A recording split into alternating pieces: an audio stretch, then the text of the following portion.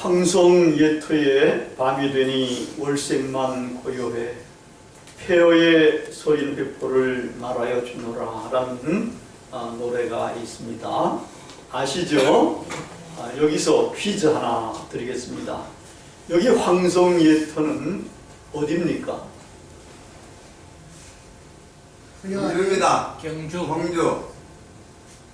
경주에 있는 예, 제가 알기로는 개성이라 그래요. 예, 개성. 저는 이제 개성을 가보지는 못했습니다만은 발해에 황송 예토를 자전거로 두루다녀 본 적이 있습니다. 이 발해의 황송 예토는 두 번째 수도이자 마지막 번째 수도, 다섯 번째 수도가 되는데 가장 오랫동안 수도 역할을 했다가 하여튼 거기서 발해의 멸망까지도 같이 경험한 그런 이제 황송입니다. 거기 가보니까 참 폐허가 아주 참 가슴 아프게 이렇게 늘려져 있었습니다. 그래 이제 제가 한번 거기 대강 이제 사진 몇 가지를 준비했는데 한번 보시도록 하겠습니다. 여기가 이제 발해구 상경 용천부 유지라고 이렇게 이제 되어 있습니다. 여기 이 뒷부분 이런 데가 이제 상경 용천부입니다. 그다음엔 여기가 궁이 몇 개가 있는가? 여기가 이제 입구입니다. 입구인데 여기는 이제 우리 경복궁처럼 궁이 하나 문이 있는데 여기는 못 들어가고 여기 옆으로만 이렇게 들어가게 되어 있습니다. 여기는 이제 전부 다 이제 벽입니다. 그 다음에 이제 궁전이 1궁전이 여기 있고 2궁전, 3궁전, 4궁전, 5궁전이 있습니다. 여러분 우리나라 경복궁은 궁이 몇 개인지 아십니까? 궁전이 4개밖에 안 됩니다. 근데 여기는 5개가 있고 이 거리도 이게 만만치 않은 거리로 여기 경복궁의 거리보다 더 큽니다. 그리고 경복궁의 가장 이제 큰 근정전은 전면에서 보면은 기둥이 몇 개인지 아십니까? 6개의 기둥이에요. 근데 이 발해 제1궁전 금난전에 이 기둥이 몇 개가 되는지 아십니까? 12개나 됩니다. 거의 꼽이나 되는 거예요. 그만큼 이제 이 궁이 경복궁보다 크고 발해도 아주 큽니다. 거기 보면 이제 폐허가 있는 것들, 이게 이제 유적지 발굴할 때에 이 거의 뭐 논밭 같은 이런 데 발굴이 되기 시작한 겁니다. 그 다음에 보면은 여기가 이제 정면 입구, 여기 위에 축대 위에 이제 경복궁 같은 그런 입구가 이제 있게 되고 여기 옆으로 이렇게 2개의 입구가 나 있습니다. 그 다음에 또 보면은 이게 이제 그 전면의 입구를 이제 폐허가 됐던 거를 발굴할 때의 사진이 됩니다. 그 다음에 여기가 이제 제일 첫 번째 궁전, 금난전이 이 위에 세워져 있는데 그 이제 폐허가 여기 이렇게 돼 있고, 그 다음에 또 보면은 이게 이제 거기로 올라가는 이제 계단이 아직도 남아 있습니다. 그 다음에 여기 이거는 이제 완전히 그 위에가 다 사라지고 기초성만, 초성만 남아 있는데 이게 이제 여러 개가 이렇게 있는 거죠. 이렇게 큰 데다가 이제 건물을 몇 개를 세운 겁니다. 그 다음에 여기서 이게 이제 하나의 궁전이라면 이쪽이 이제 또 다른 궁전이 됩니다. 이만큼 여기가 거리가 이렇게 먼 거리예요. 그 다음에도 보면은 이제 이게 이제 기와가 이렇게 다 허물어져 가지고 이제 한 군데 쌓여있는데 이 한 군데만 아니라 여러 군데 있는데 이 사진은 이 한 군데만 이렇게 찍혀 있습니다. 그 다음에 보면은 여기가 이제 발굴할 때에 그 폐허들, 돌들 이런 것들이 이렇게 남아 있습니다. 이렇게 이제 발해가 고구려를 이어받은 상당히 큰 나라였는데 이것이 이제 고란에 멸망당한 후에 이처럼 왕궁이 황송이 예토로 폐허로 이렇게 남아 있습니다. 이 발해 황송의 폐허가 뭐를 우리가 이해하기 쉽게 해주는가 하니까 오늘 본문 말씀을 잘 읽어보면 거기에 예루살렘의 황폐한 곳이라는 말이 나옵니다. 이 황폐한 곳이 어떤 건가를 이해하기 쉽게 해줍니다. 예루살렘 한때 그렇게 찬란했던 예루살렘 성전에도 그 위에 돔 같은 데서는 거기 황금빛으로 이렇게 빛나는, 그리고 이곳이 거의 800m 위에 서 있는 성이기 때문에 그 예루살렘으로 향하는 사람들은 멀리서부터도 이 예루살렘의 찬란함을 이제 보면서 걸어올라오는 이런 지역이었다고 해요. 그런데 이렇게 찬란했던 예루살렘이 이제 바벨론에 의해 가지고 완전히 황폐가 되었습니다. 이 황성예토의 가사처럼 아주 처량하게 그리고 황량한 상태로 이렇게 놓여져 있습니다. 여러분, 예루살렘의 황폐한 곳이라는 이 말은 예루살렘의 폐허라는 그런 뜻입니다. 예루살렘의 폐허, 이것이 지금 의인화돼서 사람처럼 사용이 되고 있습니다. 예루살렘이 구속함을 받는다. 그리고 기쁜 소리로 노래한다. 찬양한다. 이 사람이 기쁜 소리로 찬양도 하고 그러지 않습니까? 노래도 부르고, 이것처럼 예루살렘의 폐허가 그렇게 이제 찬양하게 될 거다 해서 사람처럼 이렇게 사용이 되고 있습니다. 그래서 이 예루살렘의 폐허는 뭐를 시사해 주는가 하면은 죄를 범해서 정말 타락하고 그래서 벌을 받은 비참한 인간의 참상을 여기서 시사해 줍니다. 여러분, 우리 인간은 도대체 어떤 존재입니까? 이렇게 폐허처럼 비참한 존재로 놓여 있는 겁니까? 어떤 존재인 것입니까? 하나님께서 인간을 창조하실 때에 인간을 만물의 영장으로 창조하시고 모든 만물을 왕과 같이 다스리도록 이렇게 창조를 하셨습니다. 말하자면 인간은 왕적인 존재로 지음을 받은 사람들입니다. 근데 이 인간 아담이 하나님의 말씀을 불순종하고 타락을 했습니다.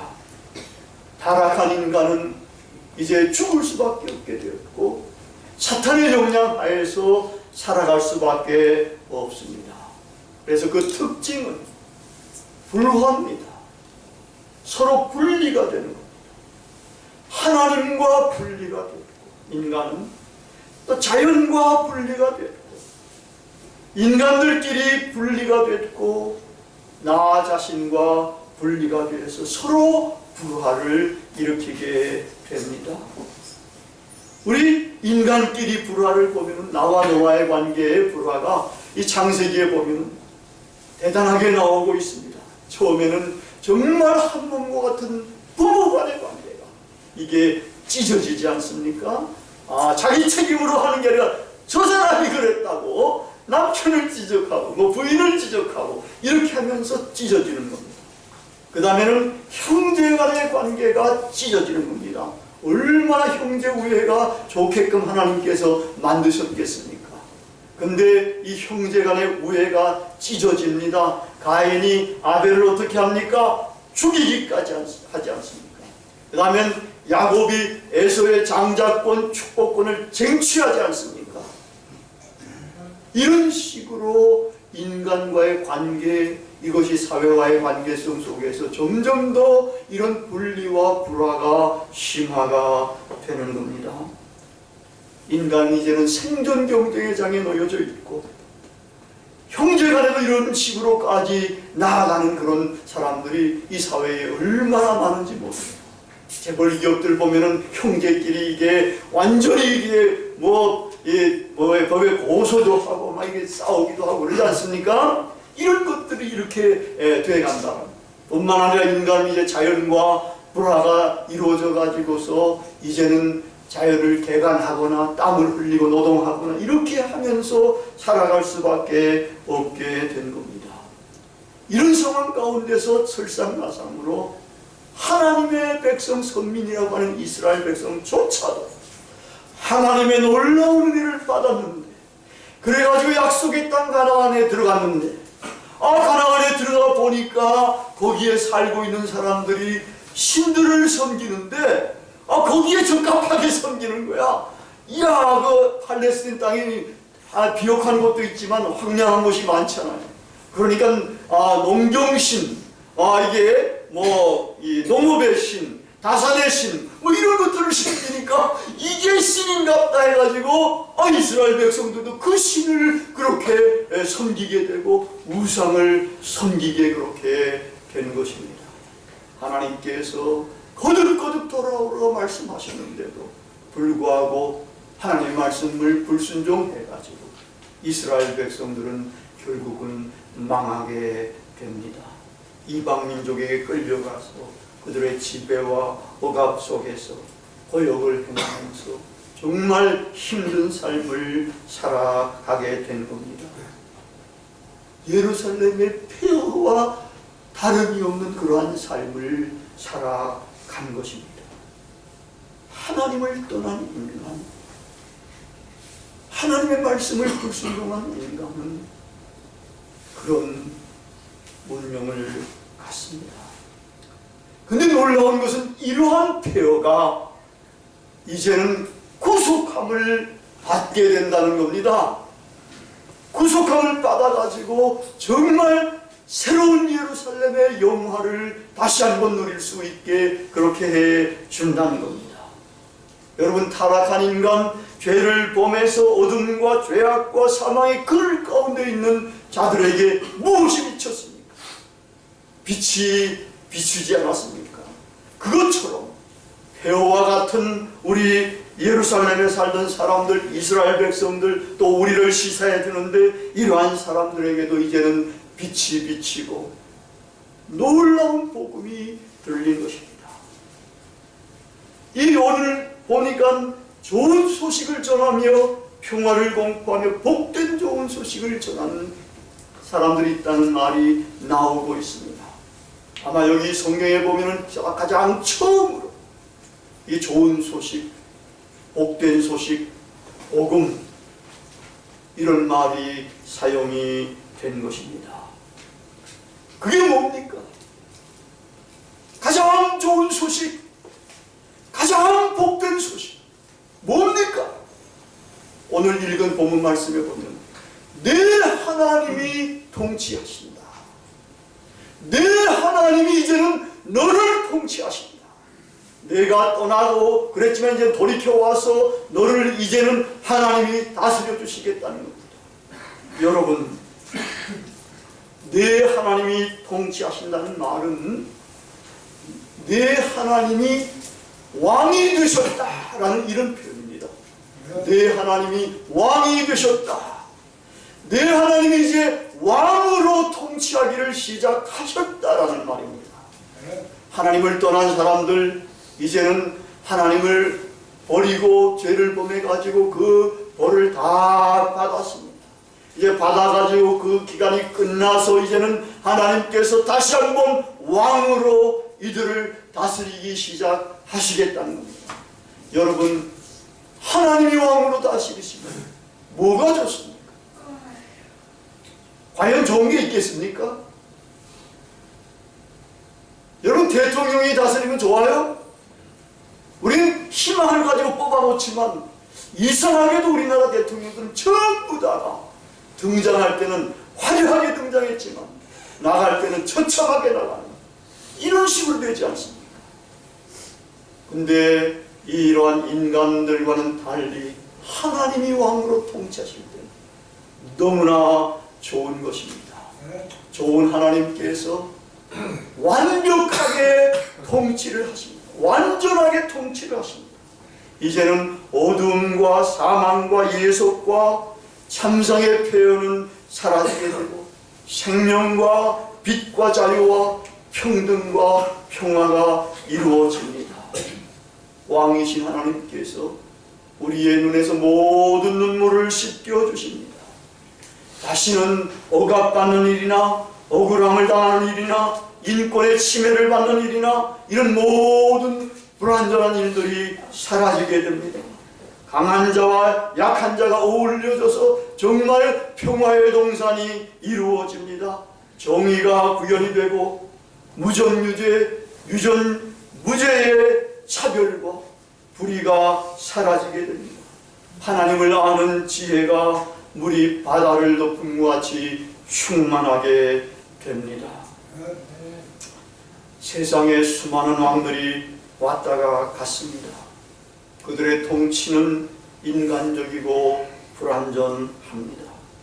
때로는 파당적이고 때로는 전제적이고 때로는 용악하고 사악하고 포악하기까지도 합니다. 내 하나님이 왕이 되셨다는 이러한 인간의 왕의 불완전한 통치를 말하는 것이 아닙니다. 좋으신 하나님의 완전한 왕적인 통치가 시작되었다는 말입니다. 하나님께서 종이된 이스라엘 백성들을 이제는 바벨론 포로에서 해방시키시어 자유를 얻게 해서 고국으로 돌아오게 하여 왕처럼 신이 다스리시겠다는 겁니다. 하나님이 왕이 되셔서 통치하시게 되면 바로 그곳이 하나님의 나라가 되는 것입니다. 오래전에 제가 남북전쟁을 배경으로 한 영화를 한번 본 적이 있습니다. 지금 제목은 기억나지 않습니다만 링컨 대통령이 여러분이 아시다시피 노예 해방을 선언하지 않습니까? 그래서 해방된 흑인 노예들이 이제는 다 북군으로 이제 참전을 합니다. 그래서 전선에 투입이 되었습니다. 그 사람들은 자유 때문에 전쟁에 참여를 했고 결국은 북군이 전쟁에 승리하는 데 크게 기여를 했습니다. 궁극적으로 자유를 쟁취를 하게 되었습니다. 그런데 그 전쟁에 참전한 한 흑인 병사가 하는 말이 저에게 잊혀지지 않을 정도로 인상적이었습니다. 하나님의 나라가 도래했다. 우리가 이해가 안 되지 않습니까? 하나님의 나라가 도래했다. 참으로 비참한 노예 생활에서 해방되어 자유를 우리는 찾았다. 이게 하나님의 나라가 아니면 무엇이겠느냐 하는 그러한 의미이었습니다. 여러분, 하나님이 왕이 되는 것 얼마나 좋은지 모릅니다. 하나님께서 왕이 되셨다는 소식을 들은 사람들은 기쁨으로 찬양하며 노래를 부릅니다. 여러분, 대통령이 당선됐을 때 대통령을 뽑았던 사람들, 그를 지지했던 사람들은 당선된 것이 선포될 때에 와 하면서 환호를 지르지 않습니까? 그리고 대통령 당선된 사람은 입이 막 찢어지지 않습니까? 근데 하나님이 왕이 되셨다 하면은 얼마나 이것이 정말 대단한 기쁨의 환성이 될 수가 있겠습니까?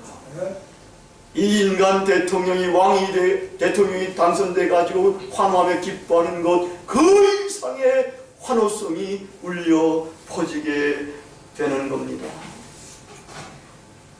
여러분, 하나님이 왕이 되셨다는 소식을 들었습니까?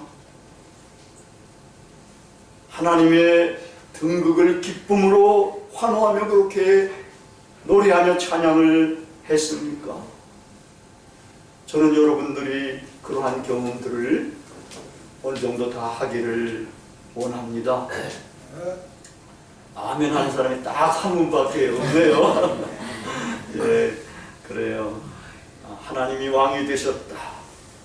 이 하나님께서 왕으로 통치하신다는 기쁜 소식을 받은 사람들은 다른 사람들이 아닙니다.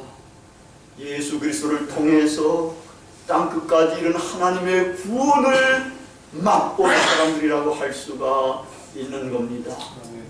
이제 그러한 사람들에게는 해야 할 일이 있습니다. 오늘 여기 본문에도 보면은 그러한 분들은 복음을 들은 분들, 예루살렘의 구속을 맛본 분들, 이런 분들은 어떻게 해야 되는가 하면은 떠나야 된다는 겁니다.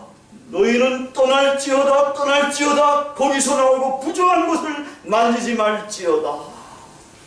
우리가 폐와 같은 세상에서 살면서 얼마나 어려움과 더러움과 이런 가운데에 살아왔습니까? 사탄의 유혹 속에서, 다른 사람들의 유혹과 뭐 여러 가지 나쁜 속에서 자기도 그런 짓들을 하면서 이렇게 살았는데, 이제는 거기서 떠나야 한다는 겁니다. 떠나야 하고, 떠나서 이제는 거룩한 삶을 살아야 한다는 겁니다. 이렇게 살 때에 하나님께서 어떻게 해주십니까? 하나님께서 놀랍습니다. 내 앞에서 행할 것이고 내 뒤에서 행할 것이다. 하나님이 앞에서 길을 열어주시고 뒤에서 호위해서 밀어주시게 된다는 겁니다. 하나님이 임마누엘 우리와 함께 하셔서 우리의 삶을 가장 아름답게 인도해 주시고, 바벨론으로부터 시작해가지고 거기서 나와가지고 고토인 예루살렘에 이르기까지 하나님께서 지켜주시고 보호해주시고 인도해주시고 승리하게 해주셔서 아름다운 삶, 영광의 삶을 살아가게 해주신다는 겁니다. 하나님께서는 모세 시대에는 불과 구름 기둥으로 이스라엘 백성들을 인도하셔서 광야를 진행하게 하셨습니다. 바로 오늘 읽은 이사야, 이러한 제2사야의 시대에는 바벨론으로부터 해방이 되어서 예루살렘에 이르기까지 하나님께서 그렇게 호위해 주신 하나님, 바로 이 하나님이 이제는 우리가 하나님을 왕처럼 섬기게 될 때에 하나님께서는 우리를 인도해 주셔서 하나님의 나라에 이르기까지 복된 삶을 살아가게 해 주십니다. 하나님과 또 우리 주 예수님과 함께하는 이 여정이 얼마나 복되고 행복한지 모릅니다. 저는 여러분들이 다가 이렇게 하나님이 여러분들을 호위해 주셔서 하나님께서 임마누엘로 여러분들을 하나님의 나라에 이르기까지 이 세상에서도 지켜주시고 보호하시고 은혜로 인도해 주시기를 바랍니다. 근데 이 하나님의 통치를 이루는 것이 굉장히 중요합니다.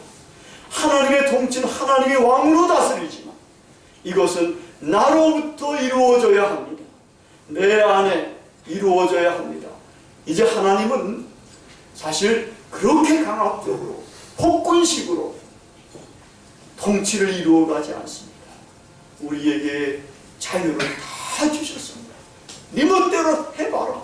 그러나 이제 이렇게 여러 가지 하나님의 은혜가 있으니까 잘 판단해서 내가 이제는 돌이켜서 하나님을 주로 삼아.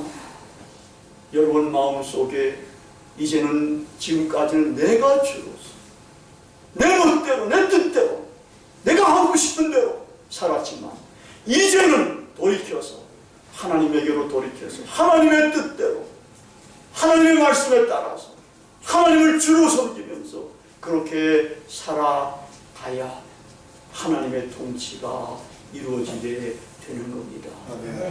이제 우리가 예수 그리스도를 구주로 영접했으면은 이제는 내 안에 내가 사는 것이 아니라 누가 산다고요? 그리스도가 산다. 나는 늘 죽여야 하고 그리스도만 내 안에 살게끔 그렇게 할 때에 비로소 하나님의 통치가 이루어지고 하나님의 왕적인 다스림이 나에게 이루어지게 된 겁니다. 이렇게 이루어지게 될 때에 하나님은 정말 임마누엘로 우리와 함께 하셔서 우리를 가장 아름답고 복된 삶으로 인도해 주시고 영광의 자유의 하나님의 나라에 이르기까지 이끌어 주시게 되는 겁니다. 아멘. 이제 우리 앞에 양자 태길이 놓여져 있습니다. 예루살렘의 폐허로 그대로 머물러 있을 것입니다. 아니면은 영광의 새 예루살렘의 도성의 시민이 될 것인가. 이제 우리도 하나님의 왕 되심의 복음을 받아들여야 합니다. 과거의 어두움에서 이제는 빛으로 사망에서 생명으로, 사탄의 권세에서 하나님께로 이제는 돌이켜서 나아가야 합니다. 거기서 뛰쳐나와서 하나님께로 돌아서야 합니다. 그리고 하나님과 함께 성결한 삶을 살아야 합니다. 그러면 하나님께서 앞에서 보호해 주시고 뒤에서 밀어주시게 될 겁니다. 새 예루살렘 도성인 하나님의 나라에 들어가 있다 하지 하나님께서 임마누엘로 우리와 함께해 주실 것입니다. 아멘. 하나님이 우리와 함께 하시는 임마누엘의 그 승리가, 그 은혜와 엄청난 축복과 영광이 우리의 것이 될 것입니다. 아멘. 다 같이 기도하시겠습니다.